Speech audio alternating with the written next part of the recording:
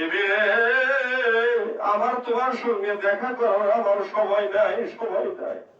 হুযায়ফার বিবি বললেন, স্বামী আপনার যদি সময় না থাক, আপনি যুদ্ধের ময়দানে চলে যান, আপনাকে আমি বাধা দিব না, নিষেধ করব না। আপনি যুদ্ধের ময়দানে চলে যান, আমার একটি আপনার আমি দোয়া করব, আপনি একবার আমিন বলবেন। হুযায়ফা বলেন, বিবি ঠিক আছে, তুমি দোয়া করো, আমি আমিন বলতে পারি না, বলতে পারি। হুযায়ফার বিবি জানে, কোন সাহাবী যখন যুদ্ধের পোশাক পরিধান করে, ওই লোকটা যখন দোয়া করবে, আমার আল্লাহ সরাসরি তার দোয়া কবুল করে।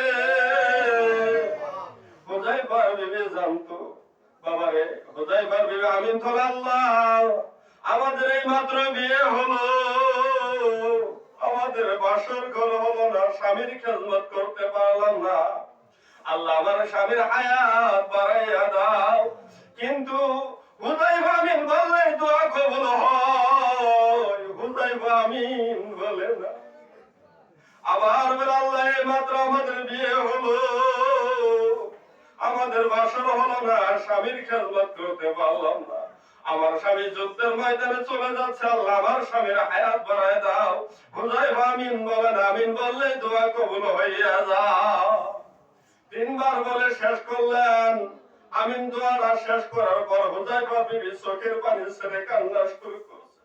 স্বামী আপনি দোয়া আমিন বললেই তো দোয়া কবুল হইতো, আপনি কেন দোয়া আমিন বললেন না? হুযায়ফা কান্না শুরু করছে। হুযায়ফার বিবি বললেন, স্বামী আপনি কাঁদেন কেন, কি হয়েছে আপনার? হুযায়ফা বললেন, বিবি তুমি খবর জানো না, তুমি যখন আমিন বললে আমি লক্ষ্য করে দেখি আসমানের দরজা খুলে গেছে, জান্নাতের দরজা খুলে গেছে, আসমানের দরজা খুলে গেছে, জান্নাতের দরজা খুলে গেছে। লক্ষ লক্ষ হুড়বড়িগণ মুহাম্মদী ঝান্ডা লয়ে মারহাবা মারহাবা বলে বলে আমি হুযায়ফাকে স্বাগতম জানাইতাছে। বিবিরে আমাকে স্বাগতম জানাইতাছে, আমি জান্নাত দেখলাম, হুর দেখলাম। বিবি আমিন বলার সময় আমার নাই, আমাকে বিদায় দাও, আমি নবী হওয়ার জন্য নবী মদিনায় দাঁড়ায় আছি। আল্লাহুম্মা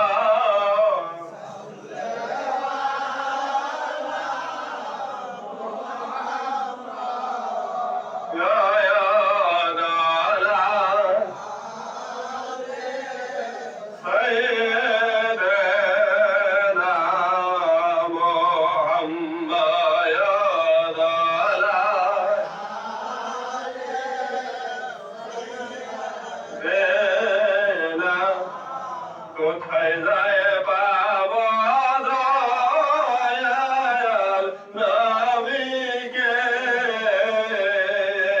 কোথায় যায় পাবো দয়াল নবীকে, বলে দাও গো দয়াল মুর্শিদ আমারে হায়, বলে দয়াল মুর্শিদ আমারে। আল্লাহুম্মা সাল্লি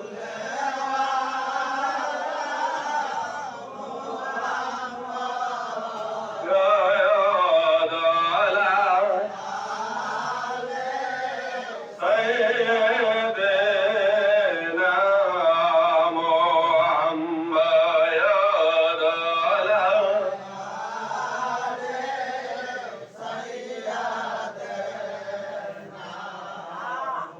হুযায়ফা কি করলেন? তিনি কি করলেন? মদিনায় চলে গেলেন।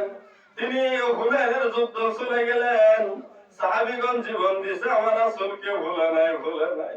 বাবারে মনটা একটু নরম করেন, আমার রাসূলের জন্য কেউ যদি এক ফোঁটা চোখের পানি ফেলতে পারে, আপনি ভাবেন আল্লাহ আজকে সেই মিলাদে রাসূলে করে আমার জীবনে গুনাহ মাফ করে দিয়েছে। কেমন সাহাবীগণ আমার রাসূলকে মহব্বত করলেন। বাবার উহুদের যুদ্ধ, একজন সাহাবী ছিলেন যার নাম হামজা।